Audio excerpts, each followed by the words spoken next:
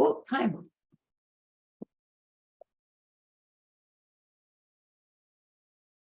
I'm in. Are we ready?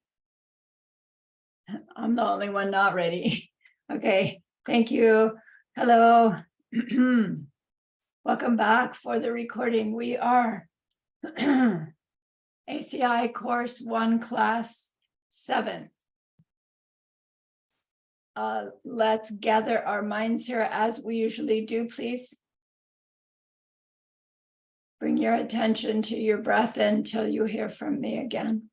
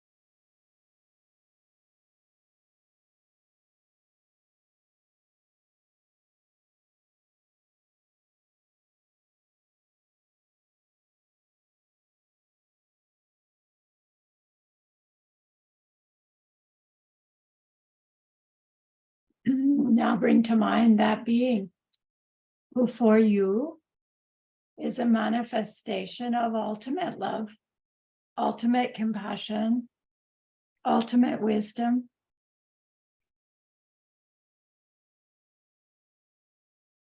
And see them there with you.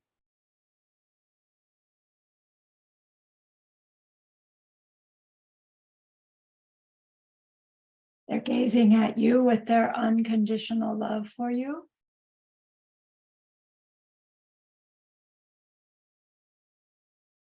Smiling at you with their holy great compassion.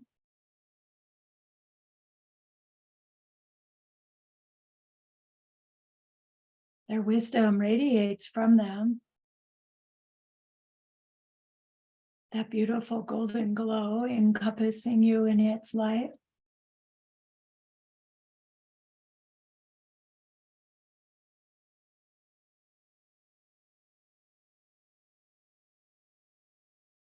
And then we hear them say,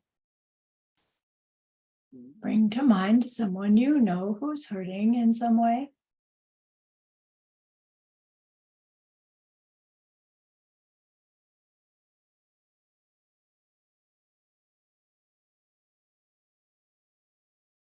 Think about how much you would like to be able to help them.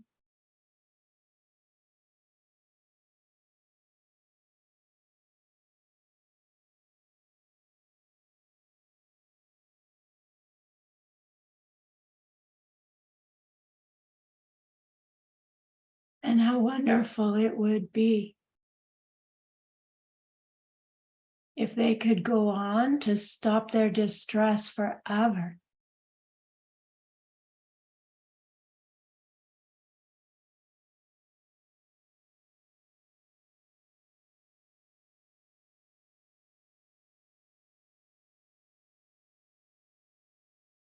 We're learning that that's possible.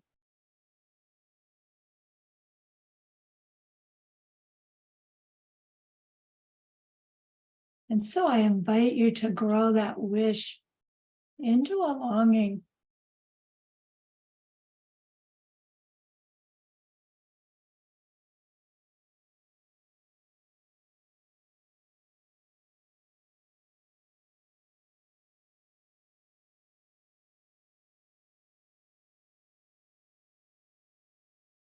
Then turn your mind back to that precious holy guide We know that they know what we need to know, what we need to learn, what we need to do to become one who can help this other in this deep and ultimate way.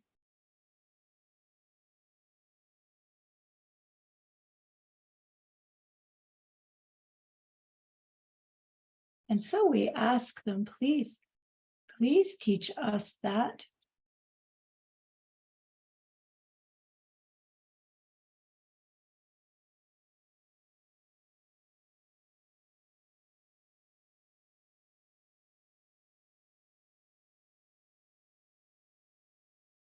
And they are so happy that we've asked. Of course, they agree.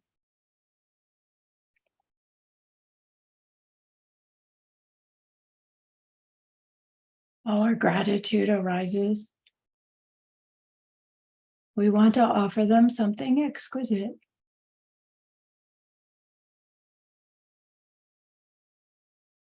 And so we think of the pure world they are teaching us how to create. We imagine we can hold it in our hands. And we offer it to them, following it with our promise to practice what they teach us, using our refuge prayer. Here is the great earth, filled with fragrant incense and covered with a blanket of flowers. The great mountain, 4 lands, wearing the jewel of the sun and the moon. In my mind, I make them the paradise of a Buddha and offer it all to you. By this deed, may every living being experience the pure world.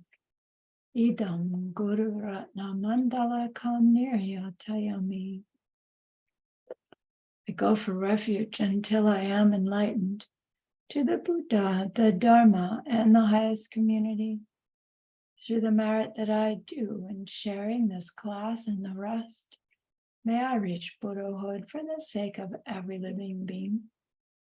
I go for refuge until I am enlightened to the Buddha, the Dharma, and the highest community. Through the merit that I do in sharing this class and the rest, may we reach Buddhahood for the sake of every living being. I go for refuge until I am enlightened to the Buddha, the Dharma, and the highest community. Through the merit that I do in sharing this class and the rest, may all beings reach their total awakening for the benefit of every other.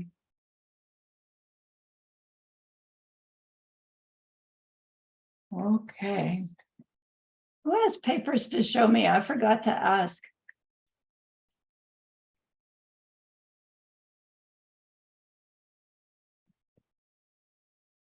I know everybody's doing them. Thanks, Tracy. Victor, thank you.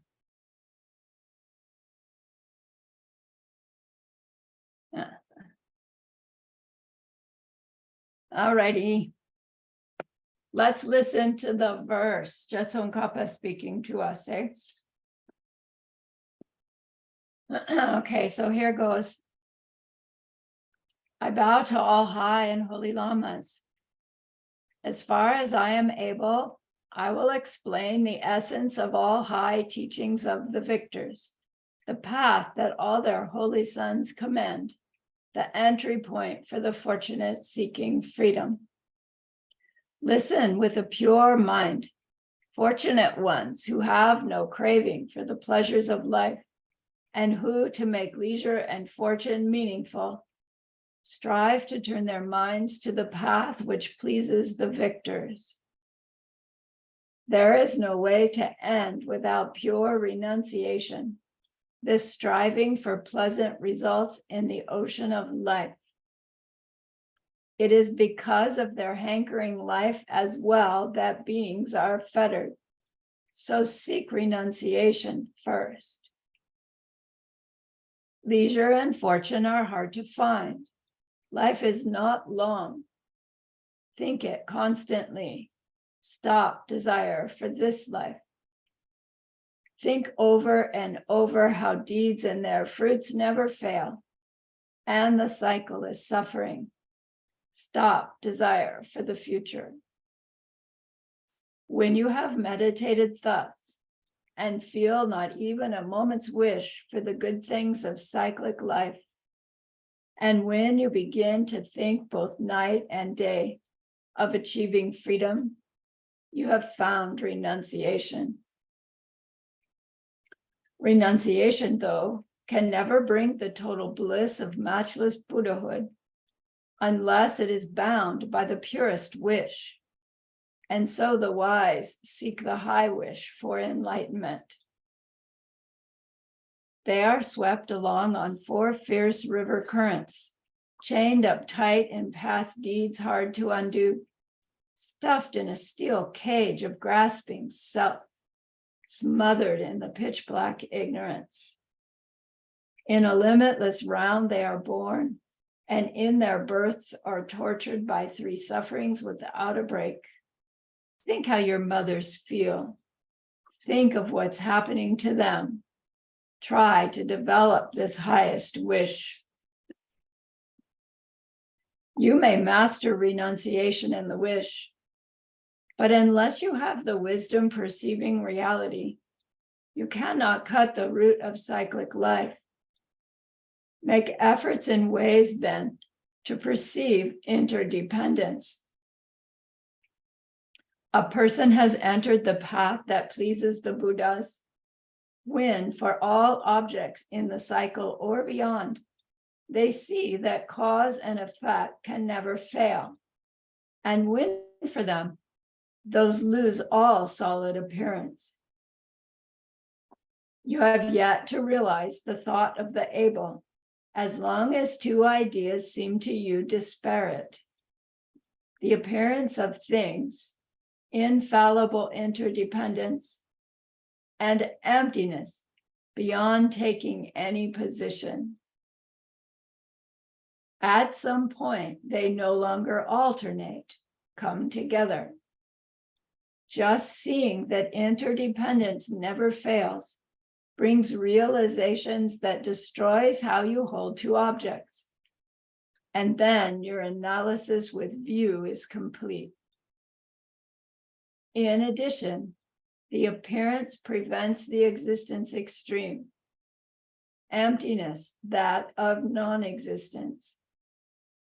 And if you see how emptiness shows in cause and effect, you will never be stolen off by extreme views. When you have grasped, as well as I, the essential points of each of the 3 principal paths explained, then go into isolation, my child, make mighty efforts, and quickly win your ultimate wish.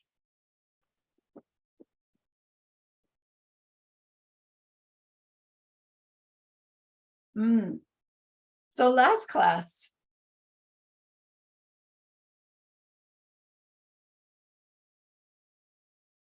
we learned about karma, the laws of cause and effect, we often call it. But more precisely, the 4 principles of karma explain like where everything comes from, why things happen the way they do. So it is cause and effect, but not in the way we think. So that first law of karma, if you recall, was karma is definite, which just means it's definitely true that karma runs the show, right?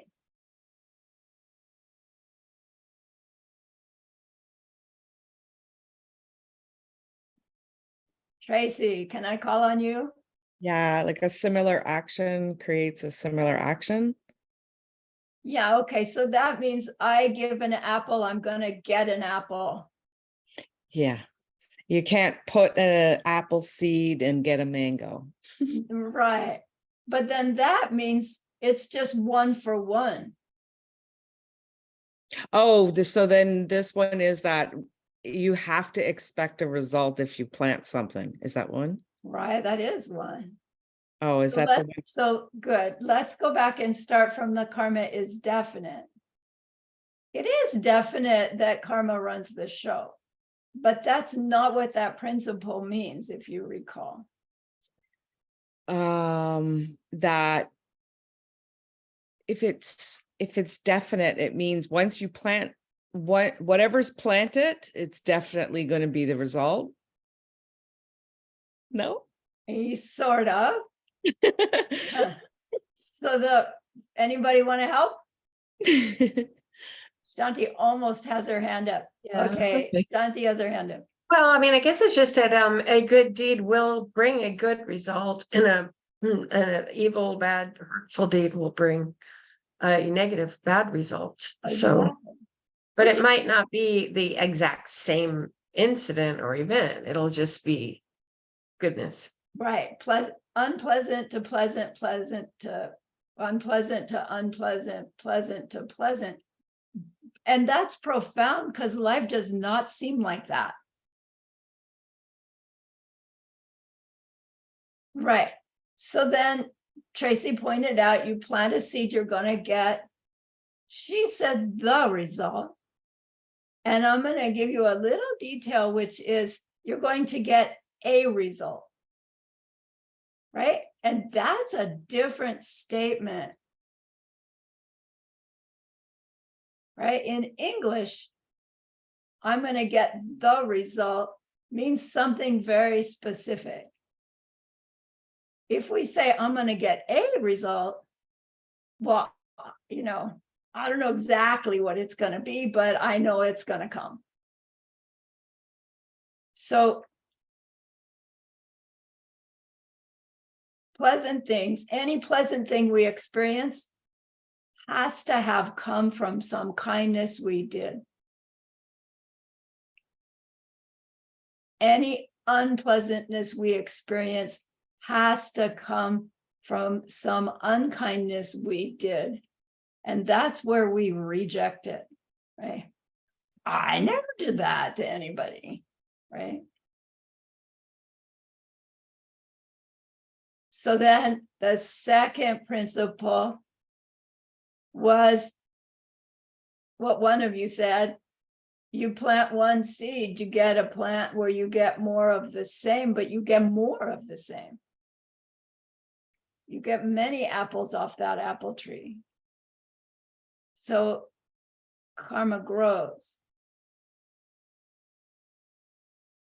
Third one, Tracy also mentioned, no, maybe not directly. If you don't, well, you tell me, what's the third one? This is your quiz. I'm not supposed to be given the answers. If you don't plant a seed, don't expect a result. Right. Which we don't live like that either, right? And then the last one, when we have planted a seed, we're gonna get a result. We don't know what, but pleasant from kind and unpleasant from unkind. Okay. But some kind of similarity. Good.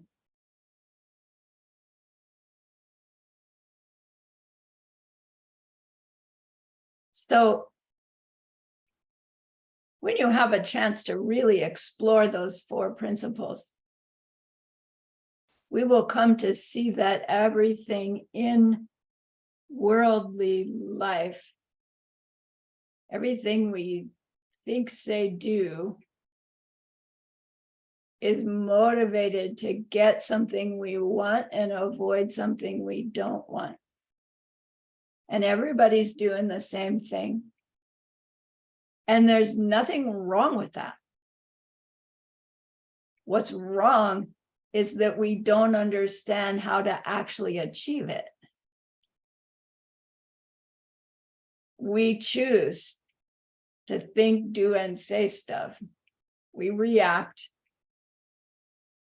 and we respond. And all of those things that we perceive ourselves thinking, saying, and doing is how these karmic imprints are made. As long as we misunderstand the process, we're making them all with this misunderstanding. And so we keep trying to do the same old things to get what we want and avoid what we don't want, not realizing that we don't have the connection, right? When we catch on and we recognize that it's this misbelief that is making us choose the wrong behaviors to get the result we want, we see how it's that belief that's perpetuating our behavior, and our behavior perpetuating this whole cycle of samsara that we learned about. So when we get this, like these dots connected, we get this glimpse that all I need to do is change this belief. Now that's a really hard thing to change beliefs, but it's a whole lot more within my own sphere than thinking I have to teach the ACI to every one of my 1,600 neighbors.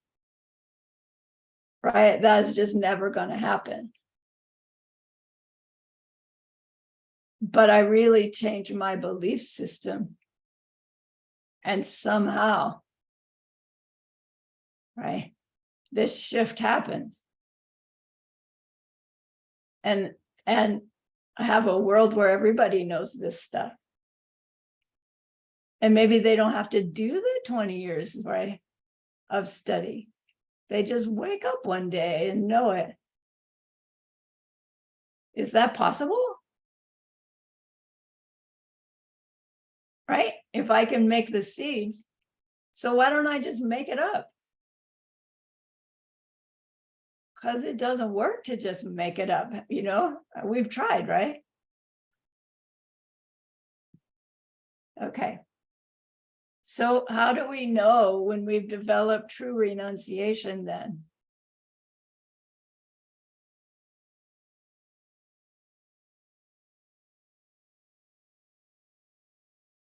What does Jetson Kappa tell us?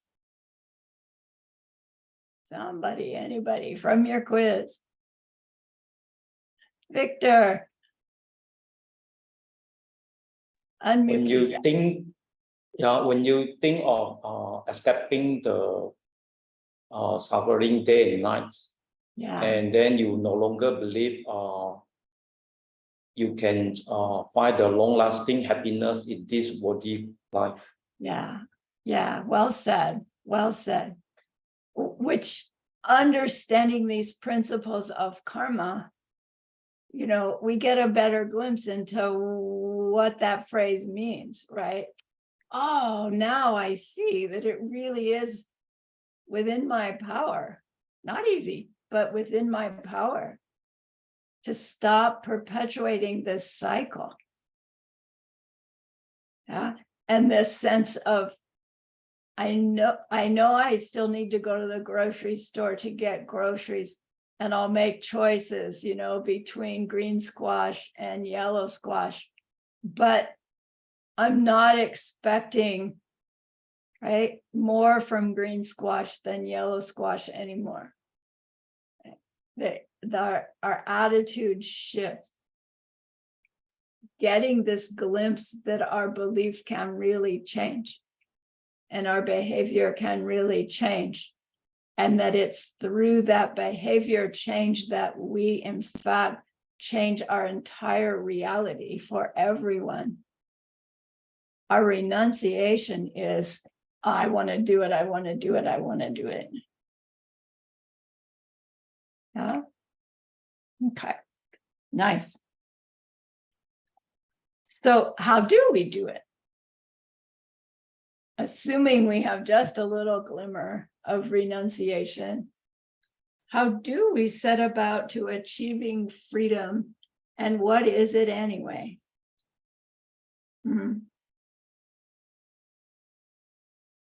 What will it be like when we are in fact working towards that goal? So this class is about bodhicitta, that second principle. The first one was renunciation. Second one's bodhicitta. Third one's correct worldview.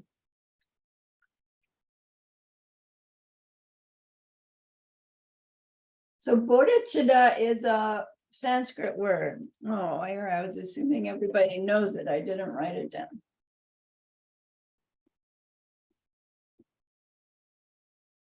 Oh, yes, I did.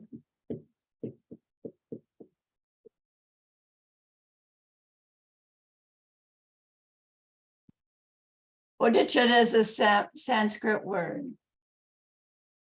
In Tibetan, it's Jongsam. Can you see that? I really can't. It's all right? Okay, Jongsam. Jongsam is a contraction, right? A smaller word made up of two bigger words. Jung is short for Jungchu. And Sem is short for Semke.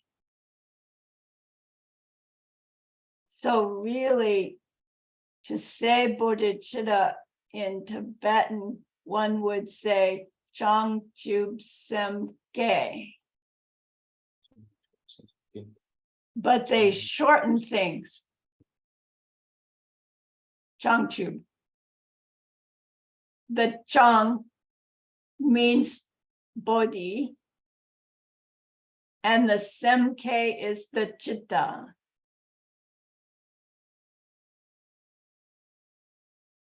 So bodhi or Jang means Buddha.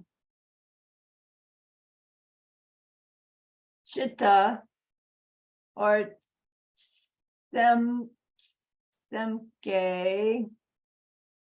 Chitta means mind. So bodhicitta means Buddha mind. You would think the Tibetan then would be Changchub Sem. But Buddha mind doesn't mean Buddha mind already.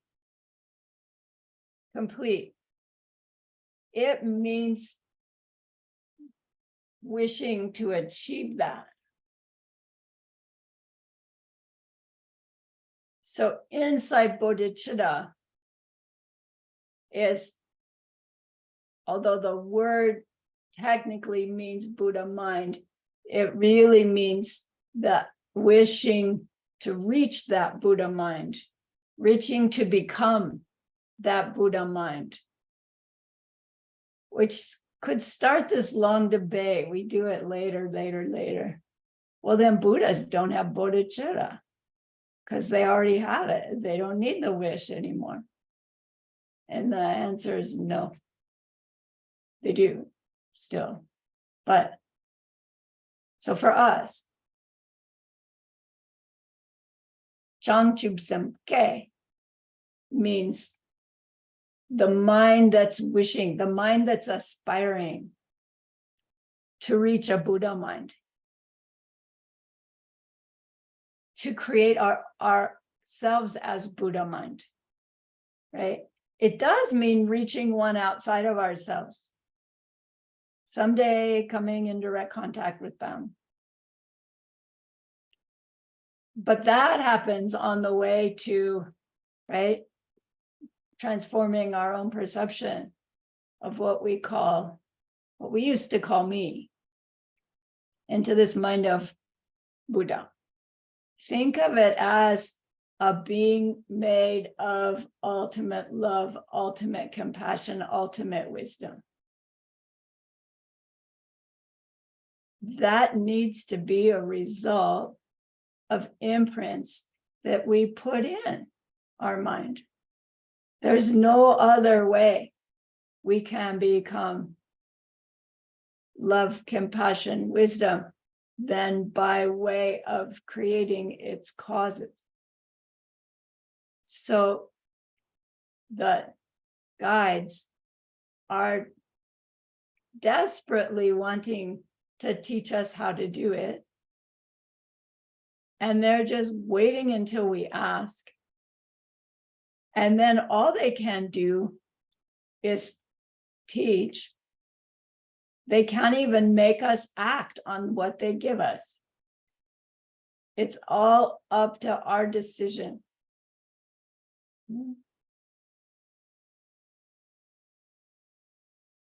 So bodhicitta is developing our aspiration. Developing our bodhicitta is developing our aspiration to reach this ultimate goal of Buddhahood, our own Buddhahood.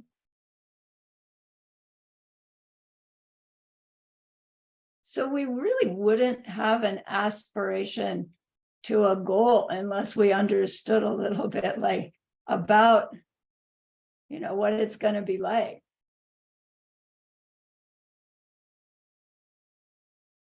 So what is a Buddhahood mind?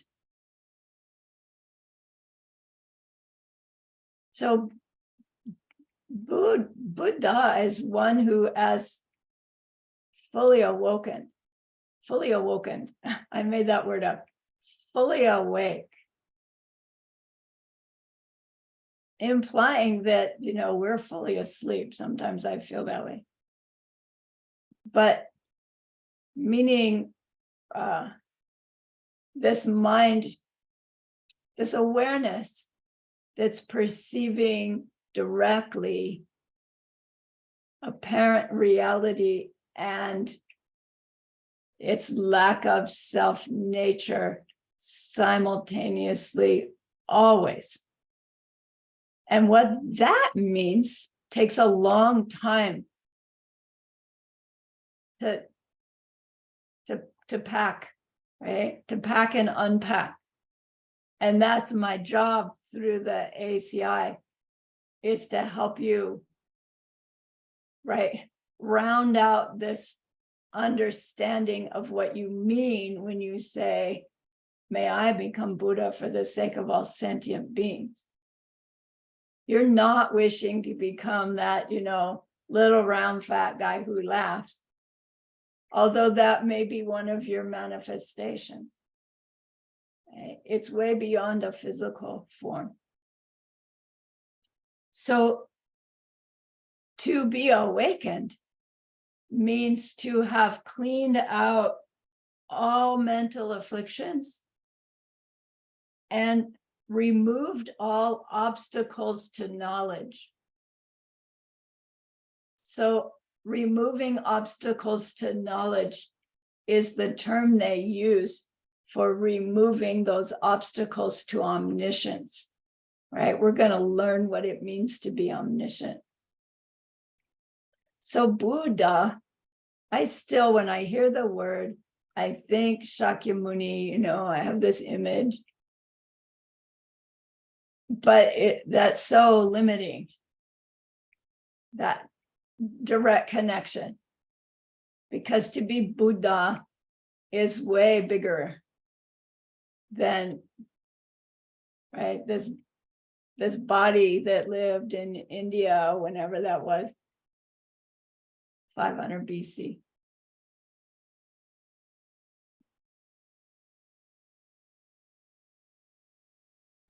A Buddha, a fully awakened being, is not omnipotent. We do not become all powerful. And it's important. It's an important piece that we'll talk about more later.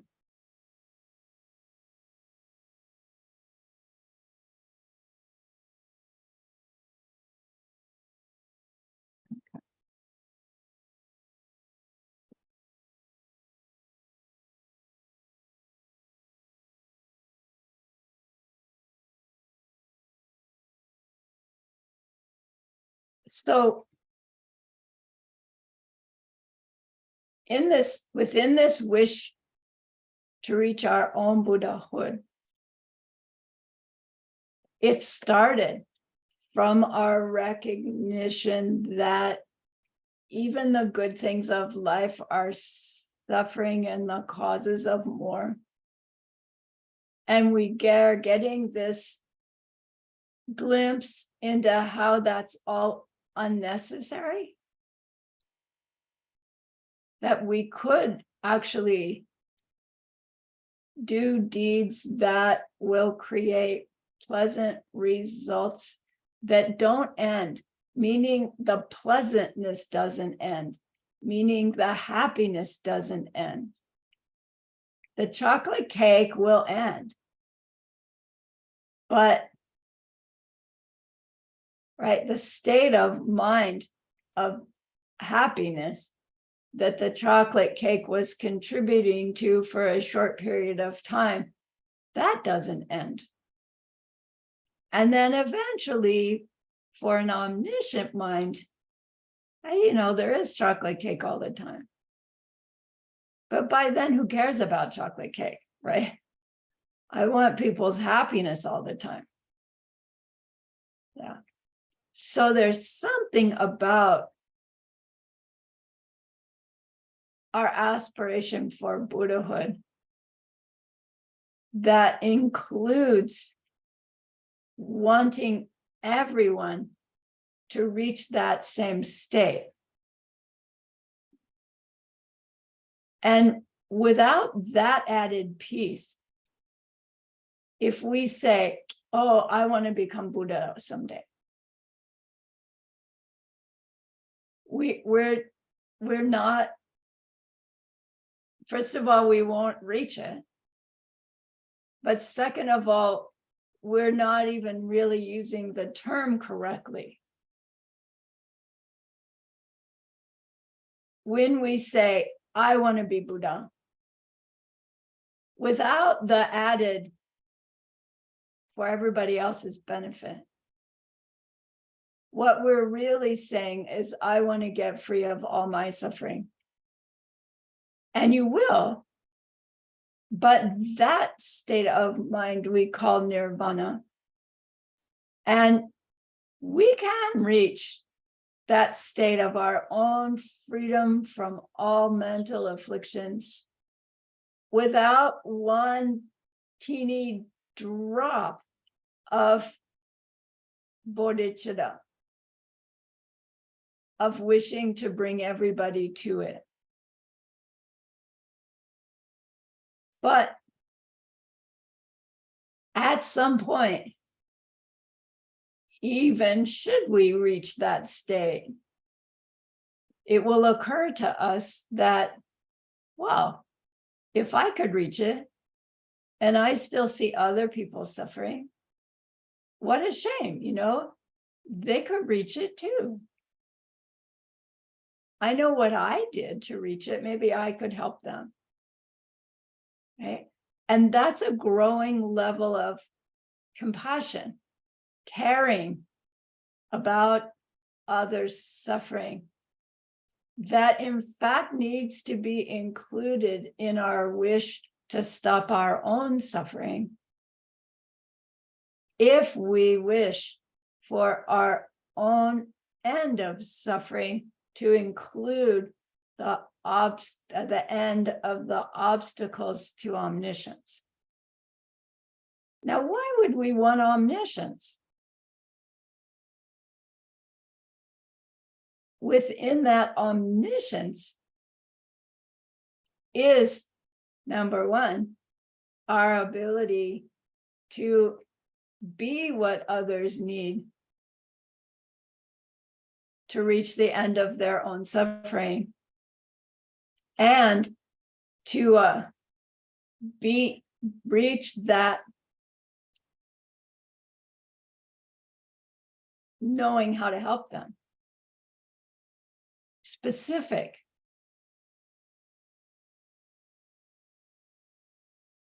Unique to each one.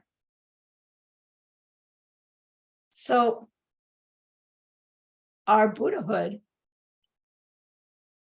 necessarily includes our emanation being, which is how we're helping others end their suffering. And it necessarily includes our paradise being, which is our perception of our own body of light in a paradise surrounded by other beings similarly appearing. And it manifests as this perceiving emptiness and dependent origination simultaneously all the time. And it's experiencing the lack of self nature of all of that simultaneously. That state of mind, that state of being is so big that its causes need to be not that big, but big. Right? If you start with many big causes and they grow, they're going to grow to this infinity factor, right? Really, which is what omniscience means. And so in our wish, our aspiration to achieve our goal, we include in the wish this really like the highest aspiration we can conceive of, Buddhahood, for the highest number of objects of benefit called all sentient beings. So this growing our wish for Buddhahood, then to make those imprints in the way that they'll bring us that result is that our bodhicitta is phrased, I want to become a total Buddha for the benefit of all sentient beings.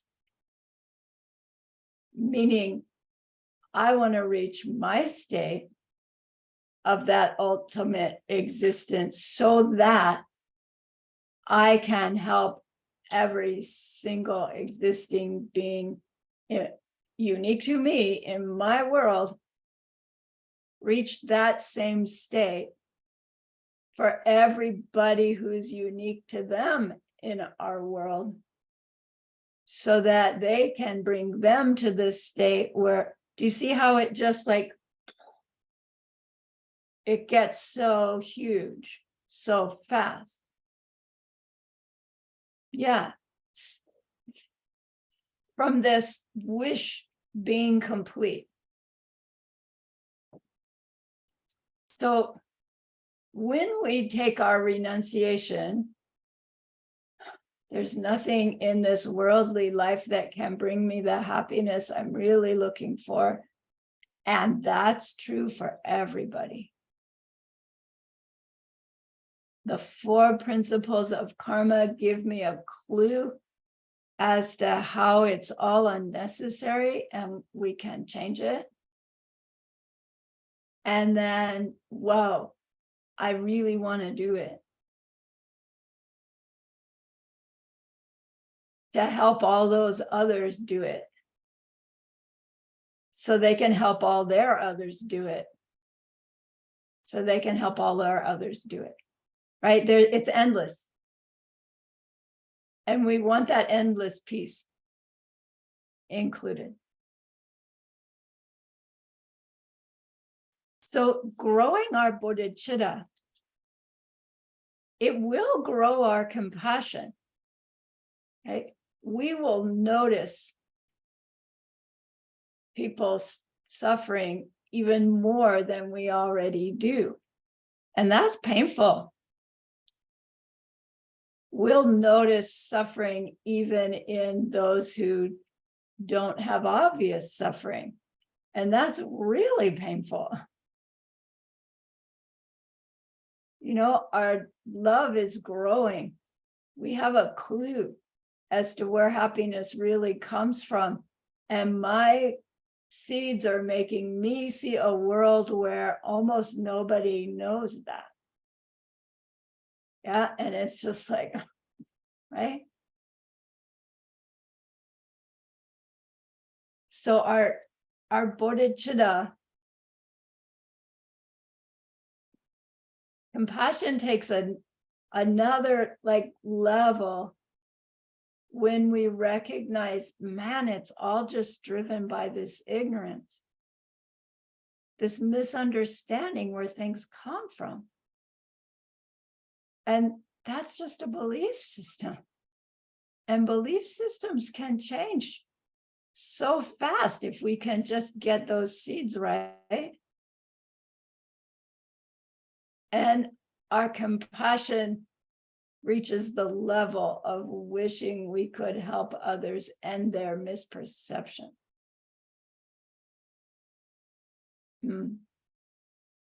And our love is wanting to give them little happinesses along the way, but wanting to give them this like aha, this clue as to how they can recognize their suffering is just a big mistake,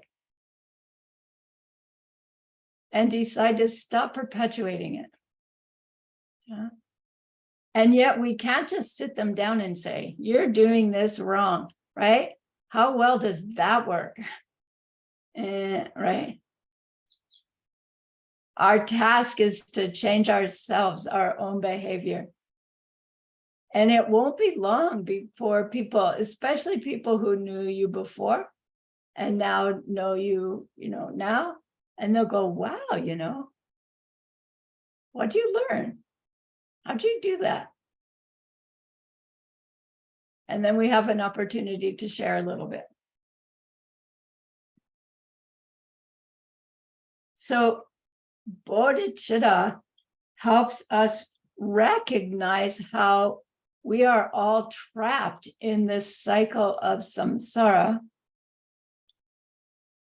that condition of being forced to take on the impure heaps over and over and again, forced by the results of our own misguided behavior, trying to get what we want and avoid what we want, doing the wrong things to achieve those goals. Believing that we can gross or subtly leave someone else in a disadvantage in the process of ourselves getting what we want.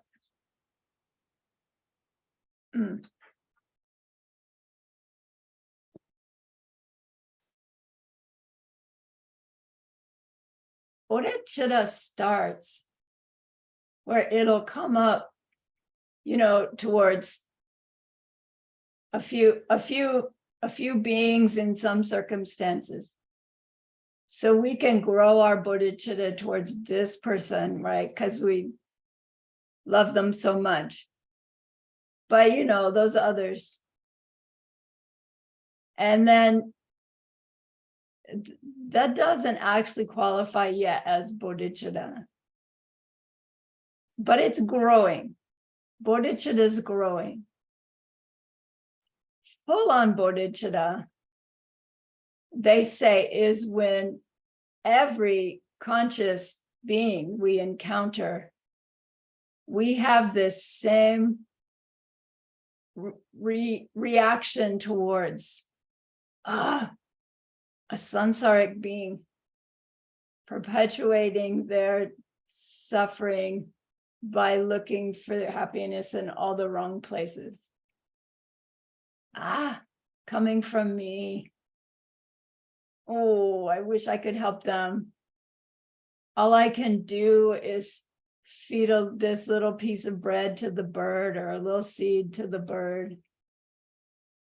But what I really wish that I could be doing right now is, you know, bonking them on the head and making them into Buddha. Can we do that? I like, not from my side, maybe from the little bird side,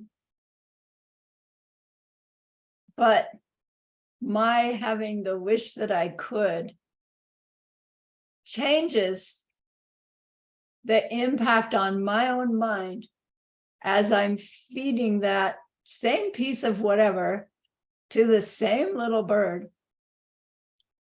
It goes from an act of worldly kindness, temporarily helping the little creature, to an act that creates a seed in my mind that will someday ripen as this one helping that one reach the end of all their suffering. Same deed, different state of mind. Bodhicitta is that different state of mind. It's not really different deeds than we're already doing. Maybe it'll be a little more of them, but it's a different attitude. Do you see? Which is why it's so possible. Right? If what we had to do was feed one piece of bread to every existing bird in the universe, we could never do it. We could never achieve it. But we can have the attitude of bringing this little bird to their total Buddhahood someday. And to reach that, I have to be able to know how to do it. I have to be Buddha myself. Okay. So bodhicitta is that wish, leaving no one out, not just no one human, no conscious being, which means later on, we need to learn about, are there conscious beings beyond this physical realm that I can see? Which is really limited to humans and animal realm, mostly. But that's not the extent of existing conscious beings. We'll learn later. All right. So we can reach this deep, heartfelt wish to end the suffering of all beings, or that all beings end their suffering, without an inkling of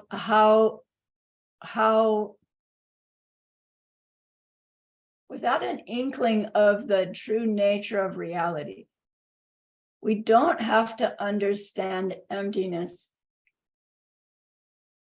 to have this wish that everyone could stop their suffering.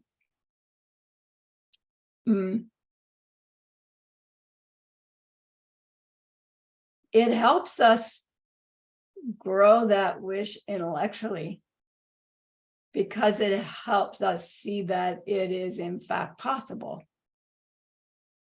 But it is also possible, and has happened apparently, that people have this incredible compassion for others suffering and are driven to do anything they can to help stop that suffering, without at all understanding the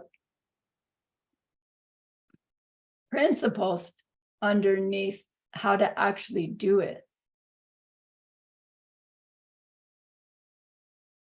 When we have both our growing bodhicitta and our wisdom growing of how it's actually possible,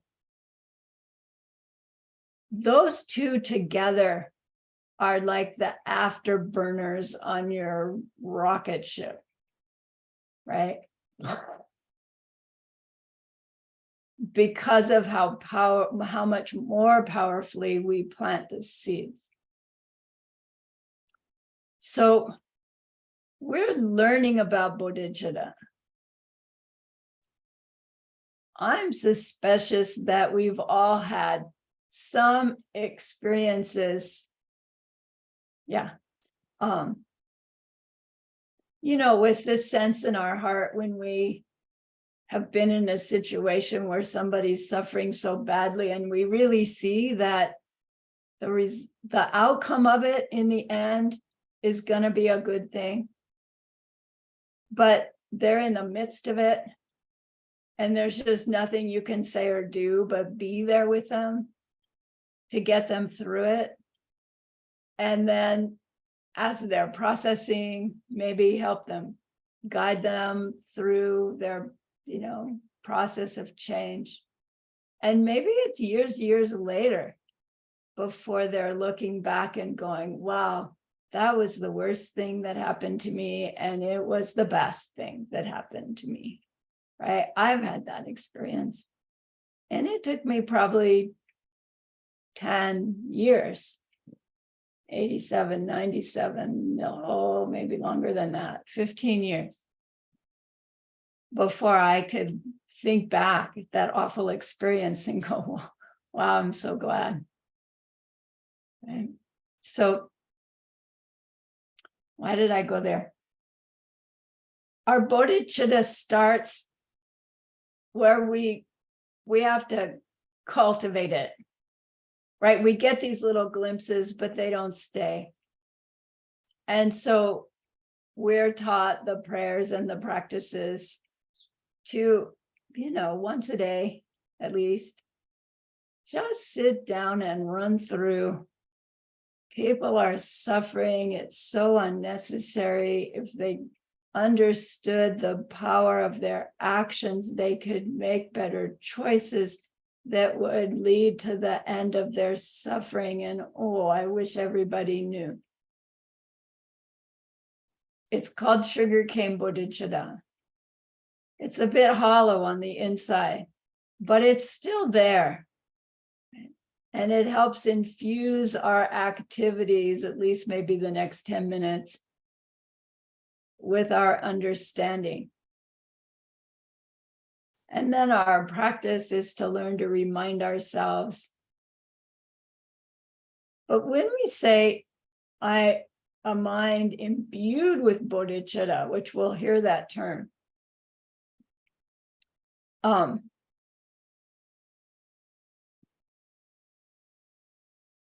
finally, at some point, they say we will have a direct experience of bodhicitta. And that after that direct experience, we are forever changed. Similar to how we hear about the direct perception of emptiness, we are forever changed. we're forever changed from the direct experience of bodhicitta, but in a different kind of way. Geshe Michael describes that experience. It's the heart knots cracking open thing, and right, that liquid light of love flows out of your chest, and you see directly the face of every existing being, and you feel your love for them, your connection to them, and the fact that you will be the being who brings each one of them to their total freedom someday. Like all in a space of 20 minutes. Now,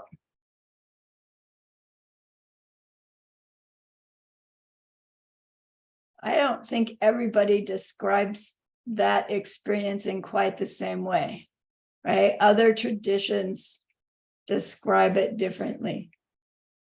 But once you've had that direct experience, like you've seen that there are other beings, you felt that you are the one who will help them. You come down back out of it.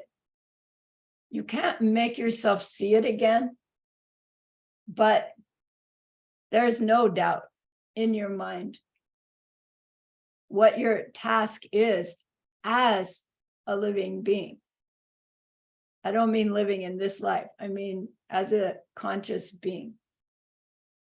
Yeah, and your whole reason, right, for being is now directed towards carrying this out. It must be a beautiful feeling. But I imagine afterwards, if we didn't have the wisdom of understanding how it's going to come about, you could end up dropping into one of those dark nights of the soul, right? Because you'd have been in this huge, expansive, connected state to all existence, and now you can't get it back. And it was so extraordinary, and you want it back. And right, without the wisdom component, it would be difficult. So our tradition, coming from your seeds, I will remind you, is a tradition that teaches us to grow these at the same time. Our wish to help everybody learn what we're learning as we're learning how we're going to do that. To grow our bodhicitta as we're growing our wisdom. The result of that combined effort is that when we do have the direct perception of emptiness, if we will also have that direct bodhicitta. When we have the direct perception of emptiness imbued with this wish to reach total Buddhahood for the sake of all sentient beings, that imbues the direct perception of emptiness to become what will put us on the track to Buddhahood. Whereas without that imbued with bodhicitta, our direct perception puts us on the track to nirvana. All right, so let's take a break. Thank you for the 4 extra minutes. And we'll dig into what's the benefits of this bodhicitta thing. Okay.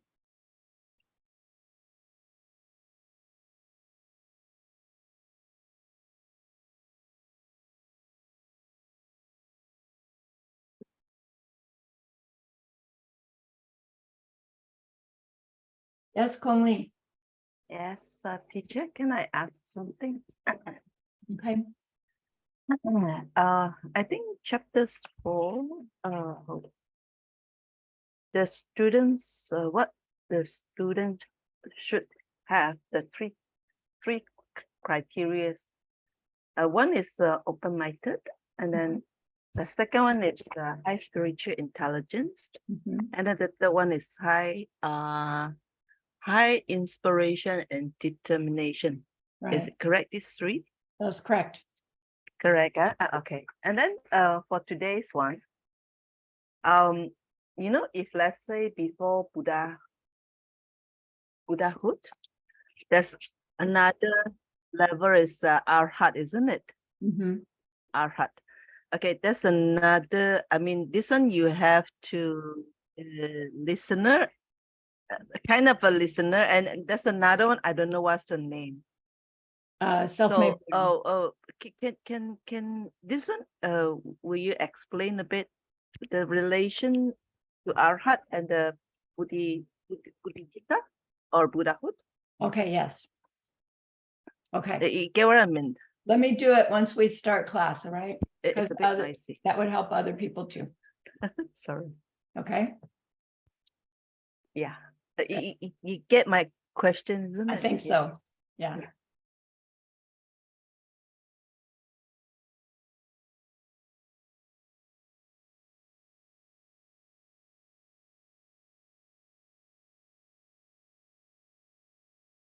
You can do it later. I mean, when they're back. So yeah, thank you so Yes. much.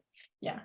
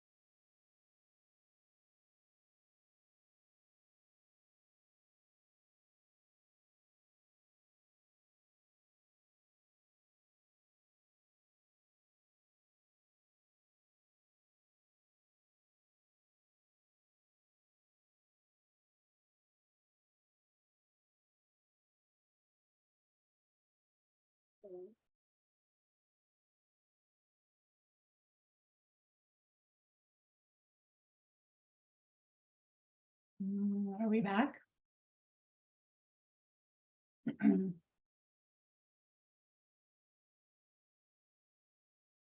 Translators are back. Okay. Got it. All right. Hongli asked,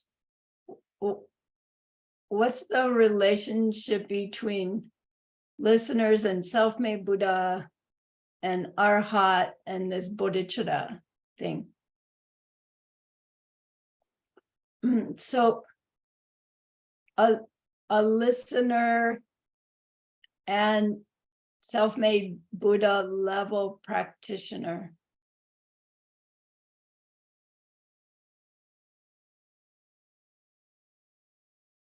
They're this theoretical level of practitioner is motivated to end their own perpetuation of samsara. So they've come to recognize even the good things are suffering. They've come to recognize the pervasive nature of suffering. They've understood the principles of karma well. And they've understood a level of no self nature, meaning everything depends on something.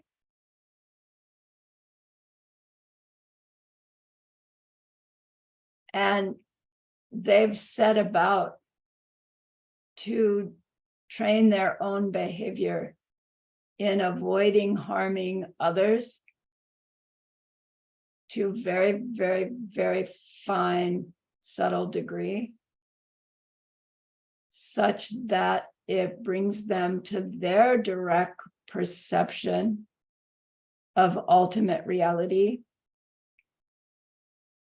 which allows them to live according to that fine, avoiding harming others until they have burnt off all their mental afflictions and sufficiently damaged the seeds for more, that they reach their goal of arhat, of Buddhahood. Not Buddhahood. They might call it their enlightenment.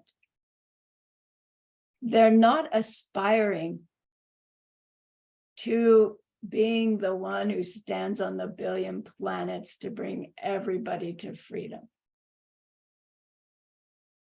So they would, making the distinction says, listeners, self-made Buddha level practitioners don't have the seeds for a teaching on bodhicitta to inspire them, right? Their seeds say, no, my suffering is what I can deal with. All others, that's too much. That's their seeds. I can only fix my own. And when I do, that's my goal. Arhat is the goal for these other level practitioners. It's really hard to conceive that there could really be somebody who could understand the nature of suffering and not awaken, right, to wanting everybody to reach it. But they say there are arhat who then later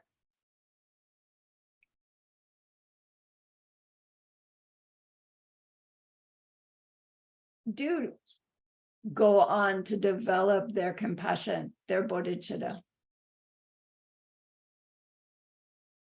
So again, our tradition says, if we have the seeds, right? When we hear bodhicitta and we go, wow, what a cool idea. Well, let's cultivate that and cultivate our wisdom at the same time. On the way to our Buddhahood, we will reach Arhat, but it will be a side effect. Right? It's not our result, but we reach it. We're going to learn a lot more through the course of the ACIs on all of that. Okay, so we can have bodhicitta without any understanding of wisdom. We can have wisdom without any attraction to bodhicitta.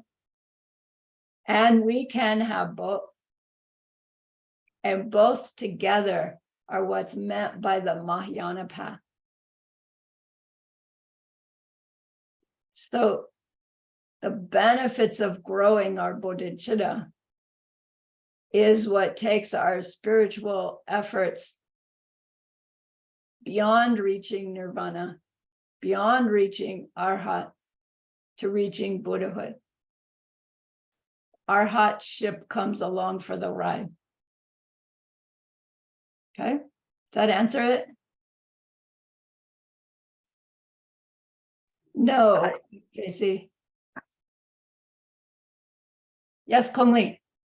Sorry. Okay. I think this one will explain more later, but before that, just a little bit more. The difference between listener and self-made Buddha, and then Arhat, is it considered as a self-nirvana? Something like, Right. Yeah. Arhat, the Arhat means a being who has reached nirvana. I But mean, see, we're only thinking on. nirvana a place. Okay. But what if, let's say, a particular person, if let's say he achieved Arhat, and then later on he wants to change to, Buddha, the bodhicitta. So, is it possible to do it in that way? Right, right. You could spend 3 countless eons reaching Arhat, and then 3 countless eons more growing your bodhicitta if you want. But why not do them both Oh, in the wait time. in the first 3 countless eons or faster? Yeah. And that's the beauty of your lineage, is you're in the let's do them both at the same time. Okay. Then the listener and the self-made Buddha, the difference, Yeah, what they practice, what they believe, that's a long story. I can't answer it now. Okay. Yeah. Yeah. So Arhat means someone who has destroyed all their mental afflictions and seeds for more of them because of their direct perception of emptiness. It doesn't happen at the direct perception of emptiness, but because of it, they can go on to work with their behavior to destroy all those seeds. So Arhat is free of mental afflictions. They're in a peaceful state of mind no matter what happens to them. Right? They're not dead. They don't disappear. They might still die, but they won't suffer. Yeah. All their mental afflictions and the seeds for more. Okay. So the scriptures give us 9 benefits of growing our bodhicitta, giving us these 9 different ways to become attracted to the idea. And for your homework, you only need to give 6 of the 9. Geshe-la was kind to us in that way. And for your little meditation practice, choose 1 or 2 of them that attract you and explore it. What would it be like? Right? So my job is to give you these 9. And I did a high-tech version.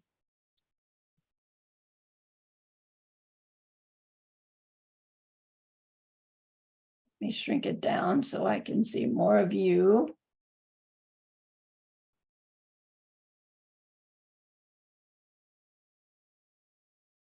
Make you bigger. So I can at least see a few of you. So here's the 9. Changchub Sempa now means the one who is Changchub Semke Ing. Pa means the guy who is. So Changchub Sempa means Buddhahood warrior. It means bodhisattva. Okay, Changchub Sempa means bodhisattva. So to be, as we grow our bodhisattva hood, these are the benefits that will come, these 9. So I'm going to read them while you're writing them. Can you can see them all? All right. And then we're going to go back and talk about each one. Gewa Namken Gi Gyu. Number 1. Number 2. Lami Chakjar Upa.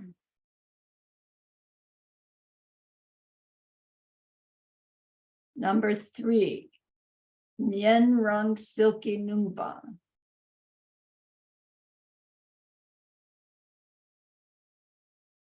Number 4. Gewa Jungse Tekchen Gichu.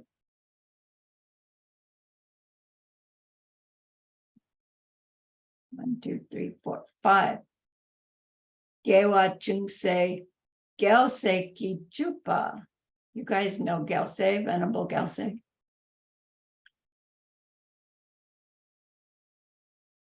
6. Sangye Namke, sorry.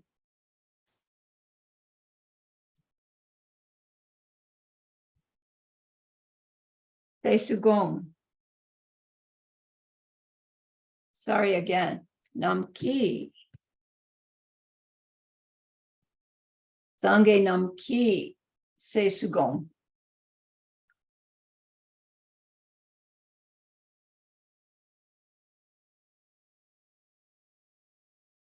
Seven.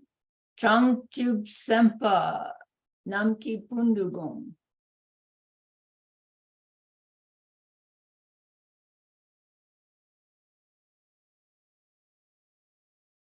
8. Tekchen La Shuk.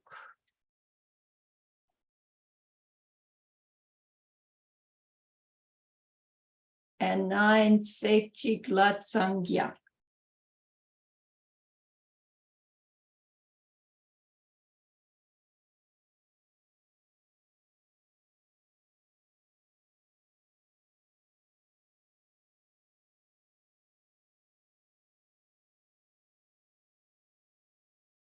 So tell me when you have them so I can get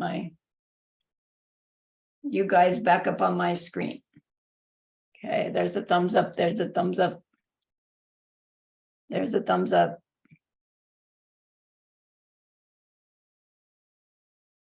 There's a thumbs up. That's everybody on my screen, going once, going twice. Gone. Okay. Gewa. It means good deed.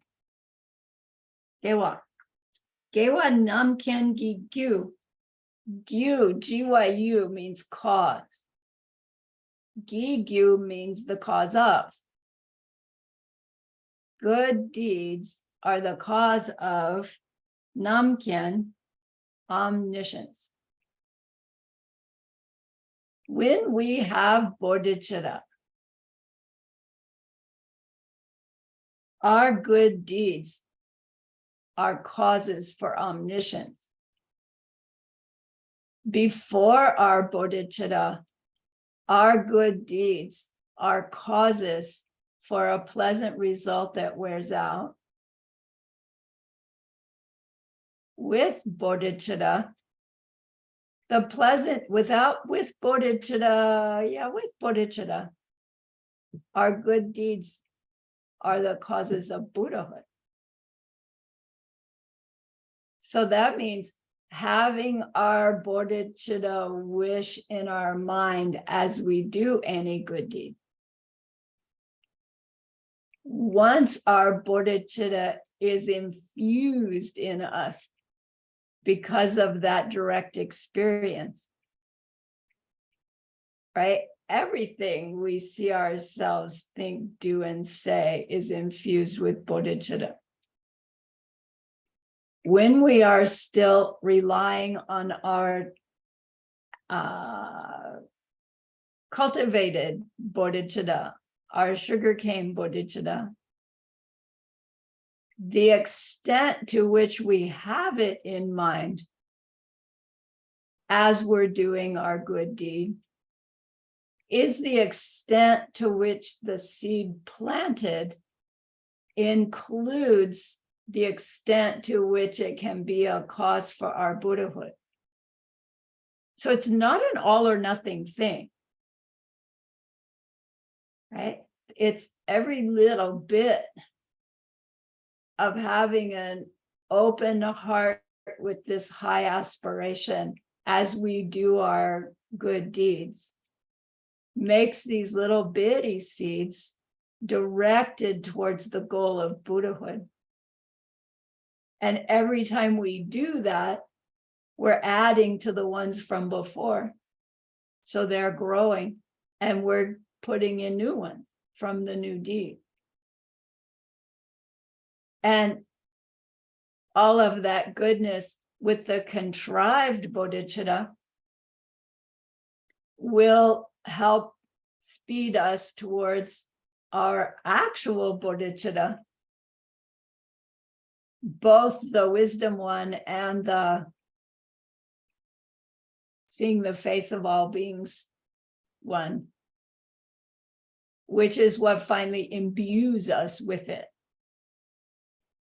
which means it's on our mind all the time versus needing to train ourselves to cultivate it. All right, you're getting the picture? So when we have full on, every good deed is a cause for our Buddhahood.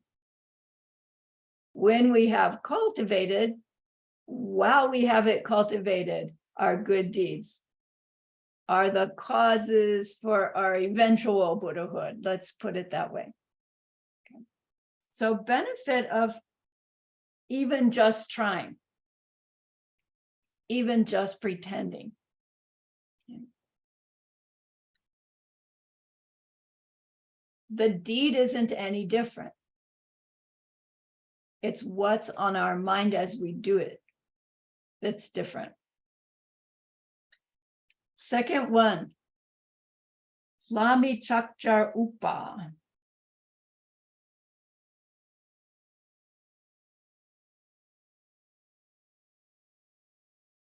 Upa means worthy, like to be worthy of. Chakjar means to be bowed to. Like when we bow to someone, we do so out of respect or gratitude or to honor them or, whatever reason we might do that. It's because we see them as somehow worthy of our veneration. Like these are words we don't use really in common life.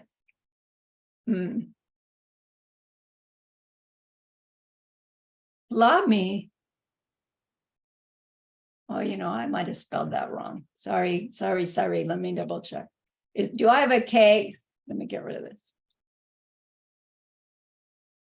Did I put a K in Lami? HL? No, okay. Lami is right. Okay, I have it. Lami. La means gods, and me, mi, means humans. gods and humans. Gods here, they mean worldly gods. They mean these high pleasure beings that we'll learn about. So this phrase is saying, when we have bodhicitta, we are worthy to be bowed down to by gods and men, gods and humans. And when I say that, it always just like twists me. It's like, I don't care about that.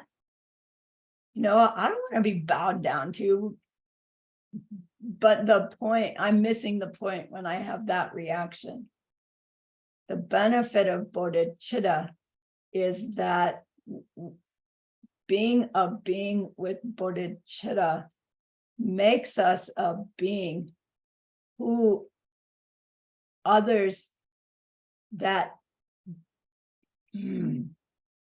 others, I don't know how to say it, others that do find us worthy and honorable for whatever reason they do, get huge goodness from their honoring of us, right? It's not our benefit that we care about. It's basically saying we become a powerful karmic object. And, I always think, well, what if they don't know? It's like, we know we're a powerful karmic object, which means we're ever more careful not to put somebody else in a position where they're going to do something, right, to make seeds in their mind that will be negative for them, even though they don't seem to know, right? There's something going on in a more subtle realm that they apparently do know somehow.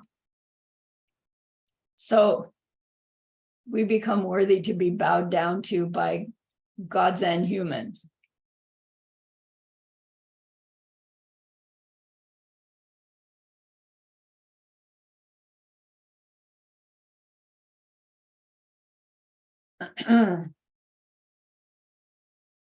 It means others can benefit from helping us. Third one, Nyenrang Silki Numpa.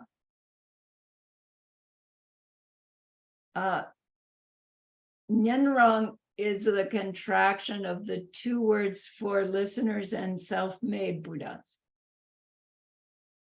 Silki Numba means to outshine. With bodhicitta, we outshine listener and self-made Buddha level practitioner.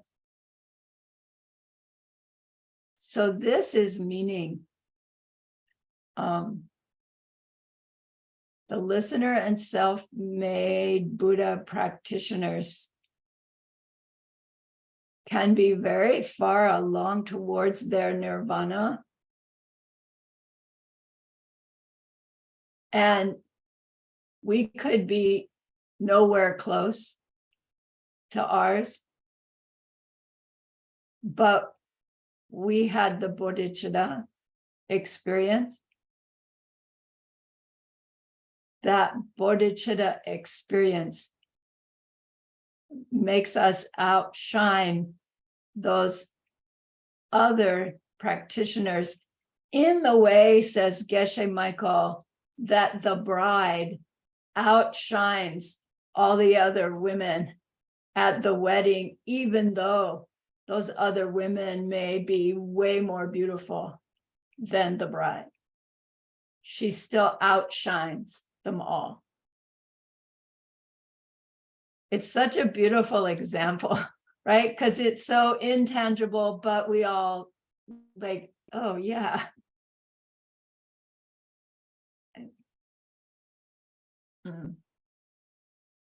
So with bodhicitta alone, we outshine those who have no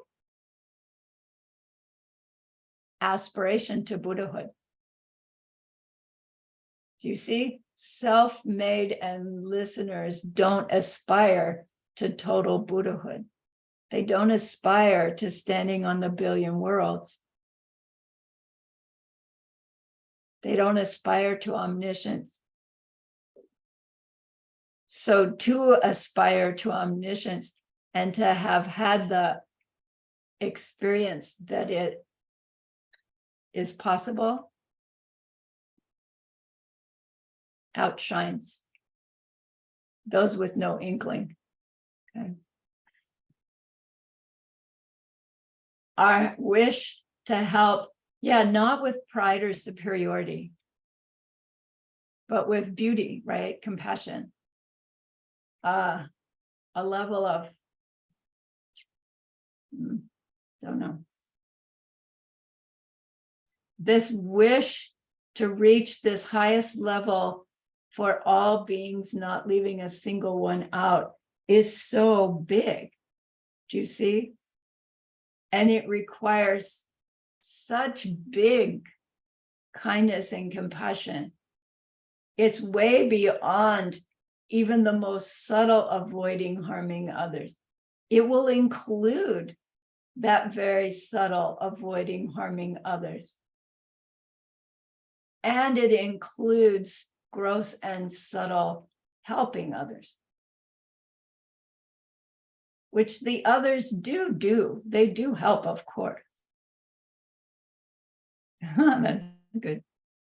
Yeah. All right. Number 4.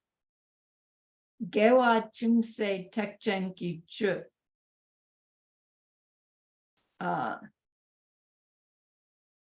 Tekchen Ki Chu means Mahayana Dharma.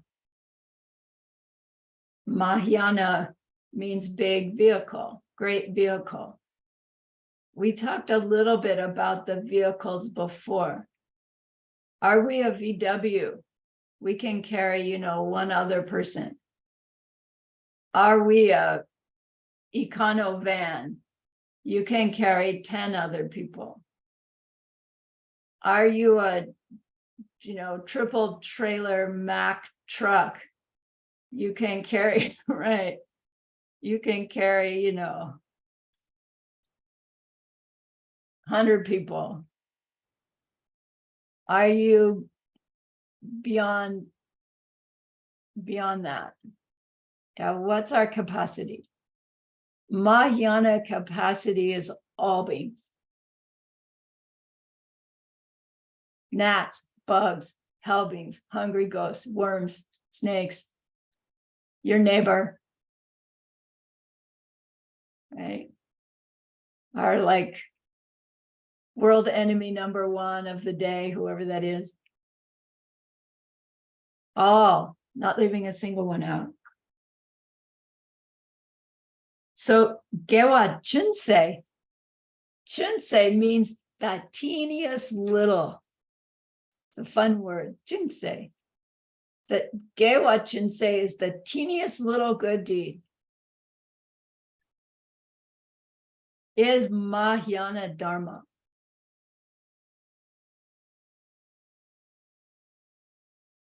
So, given just this little scrap of food to the little bird is doing Mahayana Dharma. Okay. Cause for Buddhahood, right? Worthy to be bowed down to. Can't remember the other one. Outshine. Having the state of mind, there's a little bird, I have some scraps, I'll toss it on the ground and see if the little bird will come and eat it. How fun. Or, oh, there's a little suffering being, I have a chance to feed them here. Or there's a being who looks like they're suffering to me. As I give them this little piece of bread that looks like it's something that will feed them just once.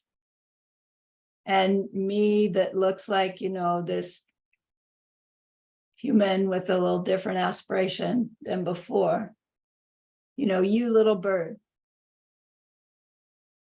If you eat this piece of bread that I give you, then may we have a connection so that someday I will bring you to your ultimate happiness, not just giving you a temporary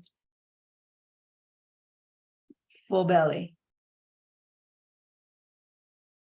And you watch, you can do an act of truth, they say. If the bird, you make that wish, you throw the little crumb, you say, if my wish is valid, right? If it's true, then when that little bird eats that piece of bread, my seed's planted and hooray. And maybe the bird comes and eats it and maybe they don't, right? If they don't, purification when we didn't accept offerings. If they do, got you. Yeah, you're my student someday. You're on your way to your Buddhahood, so am I, yay. Right? It's just what's going on in our mind. The deed is the same. Taking flowers to the office. Deed is the same. What you're planting in your mind is different by your state of mind. The tiniest little good deed is Mahayana Dharma when we have bodhicitta in mind.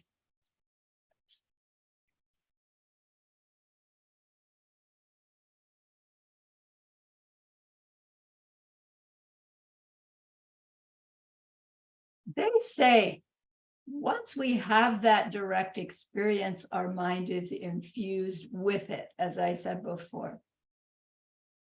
That doesn't mean that we won't still get angry, frustrated, hurt. But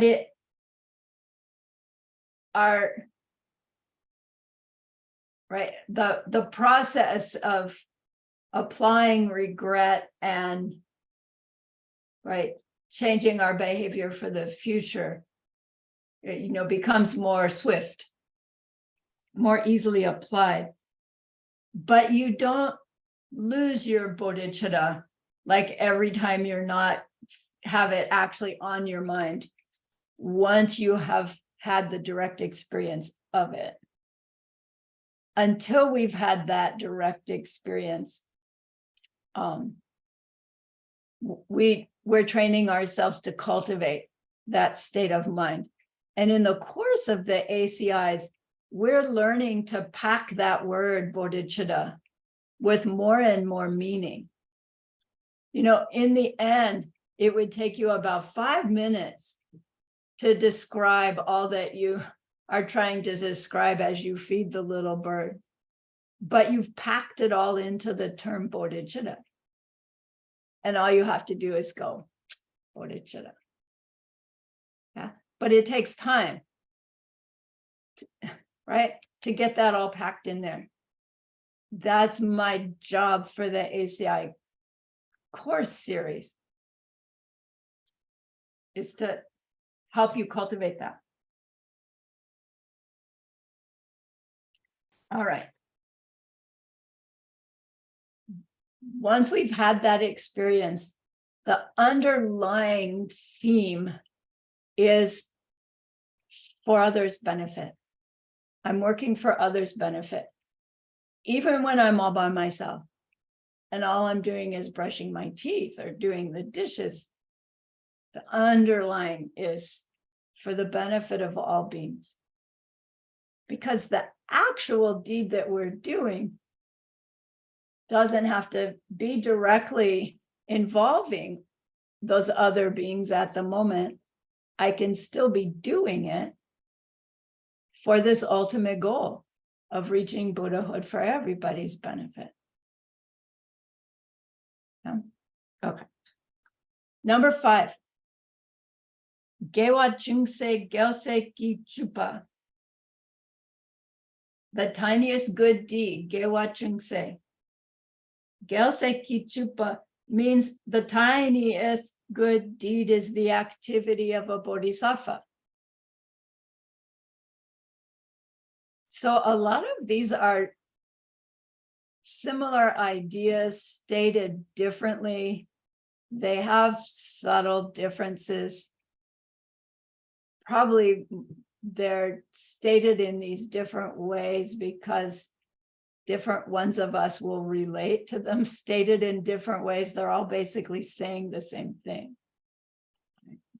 So this one, the tiniest little activity is the activity of a bodhisattva once we have bodhicitta. Sangye namke sesu gong. Sangye nam means Buddhas plural. Buddha, all of them. Buddhas. Nam ke means by them. Ki, sorry, nam ki, by them. Sesu gong means consider us, consider them, sorry, they consider us their son or daughter. So Sesu is son, daughter. Once we have bodhicitta, all the Buddhas consider us their child. And we hear that term, child of the Buddhas. It means bodhisattva.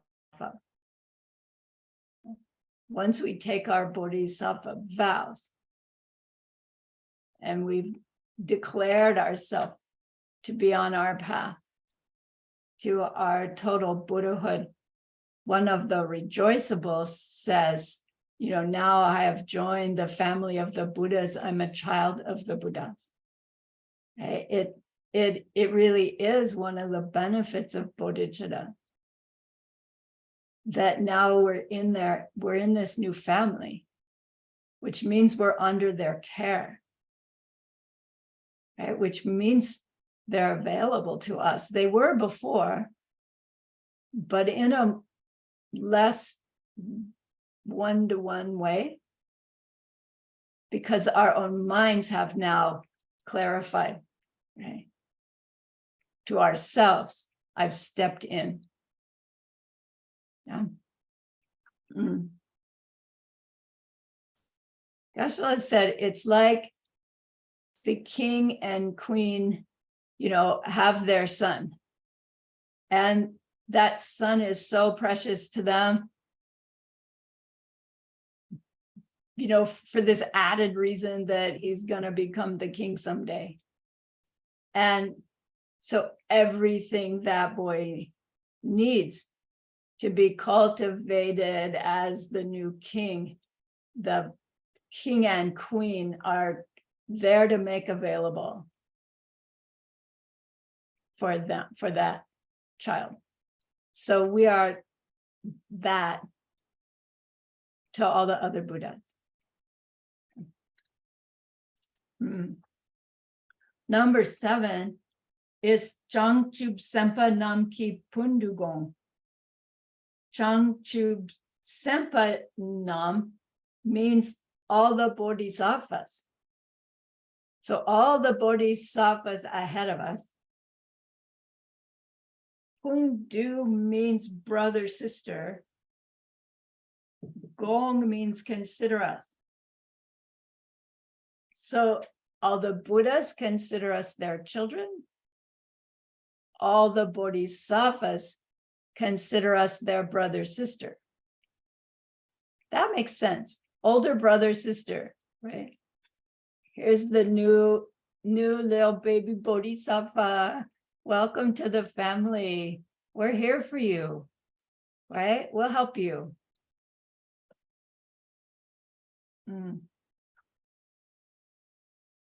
There's another verse after our bodhisattva vows that says, you know, I've joined the family of the Buddhas. There's another one, I can't remember. I will never disgrace my pure and noble family. Right? And it is like that. Okay.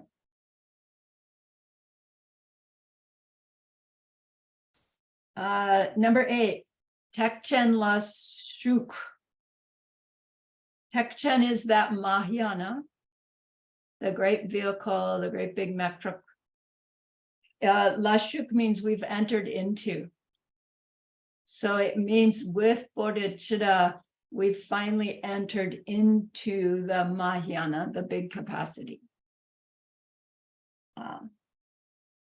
Once we get bodhicitta, we are really entered the big capacity.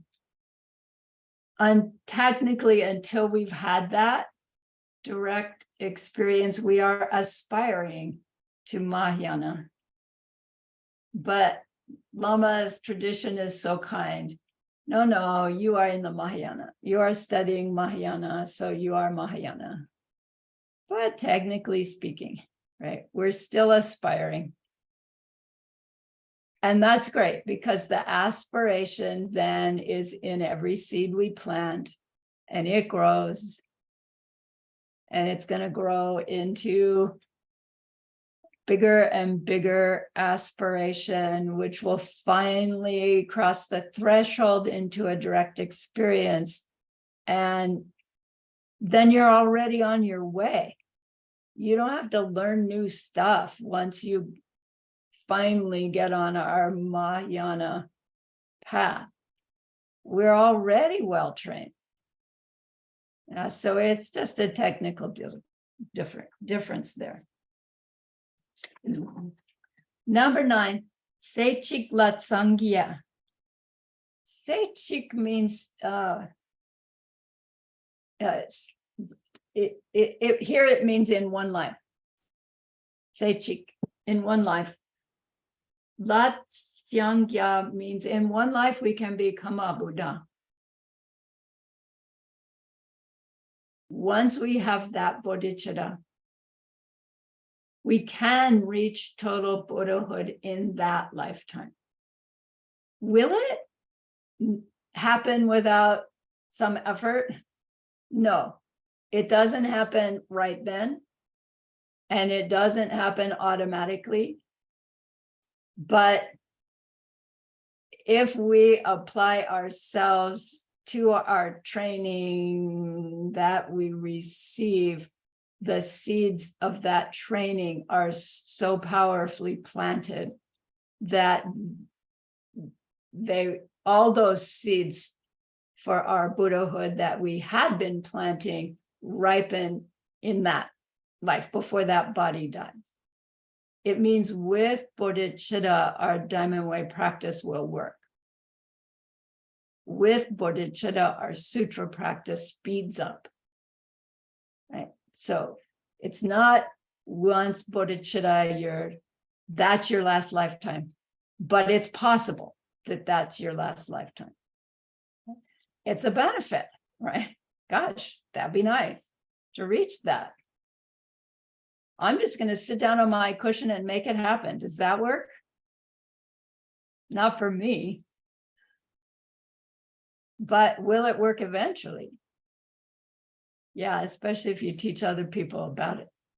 Thank you very much. So we've been meditating on renunciation. It's kind of a downer, isn't it?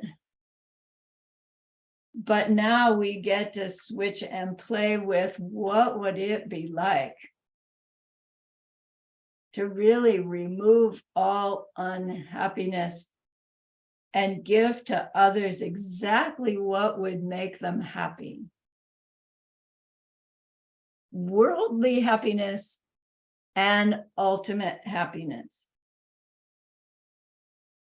Like the benefits of bodhicitta, just imagine it at first. Pick one of those benefits. Like the every tiny good deed is the cause of Buddhahood. What kind of tiny good deeds do I do as I go through my day?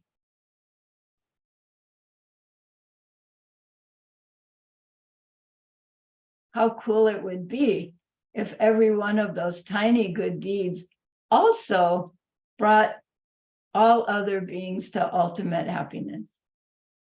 It's just fantasy. And it's planting seeds. Yeah. And those seeds will grow. So pick one of those 9. Intellectually, what's this really about? And then park yourself in pretending you've already had that experience of seeing and loving every existing being, and sit there radiating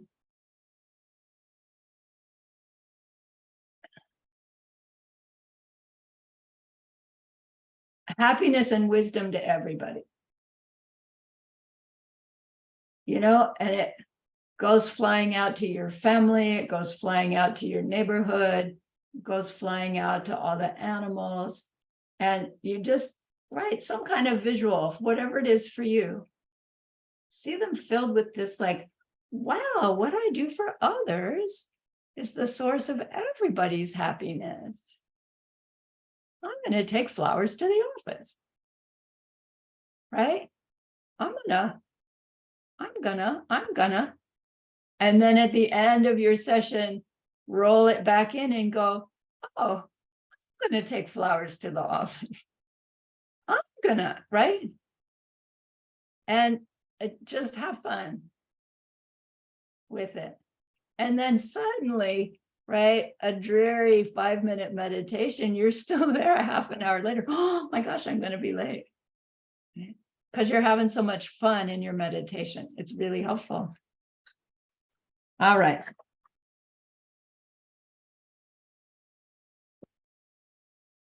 Good timing. We're done. Class 7. You can do your homeworks and quiz, please.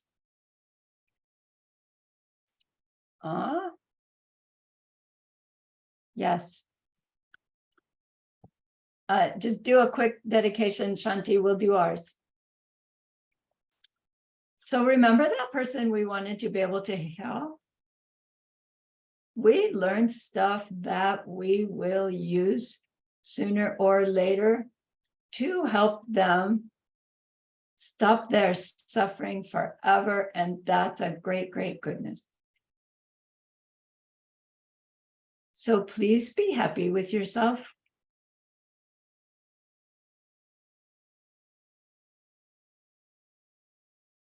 Think of this goodness like a beautiful glowing gemstone that you can hold in your hands.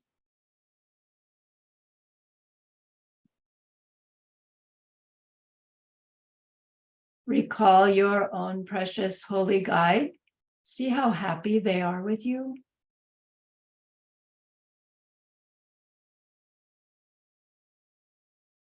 Grow your gratitude to them, your reliance upon them. Ask them to please, please stay close, to continue to guide you and help you and inspire you.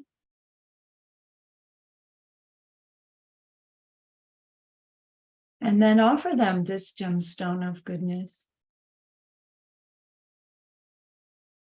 See them accept it and bless it.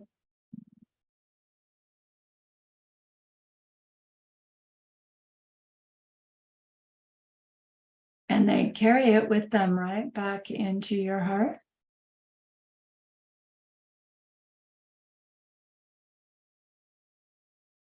See them there, feel them there.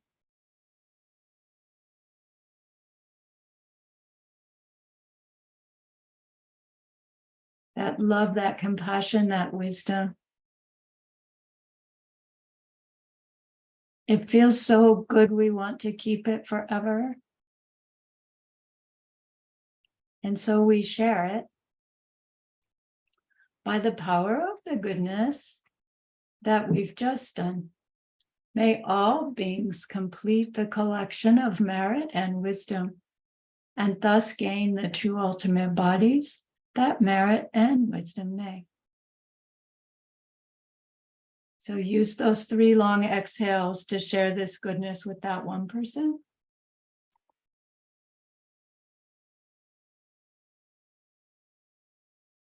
To share it with everyone you love.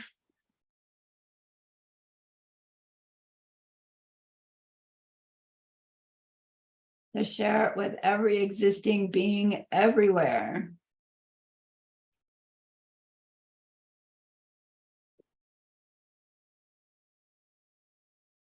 See them all filled with happiness. Filled with knowing where happiness really comes from. And filled with the love that shares it with others. And may it be so.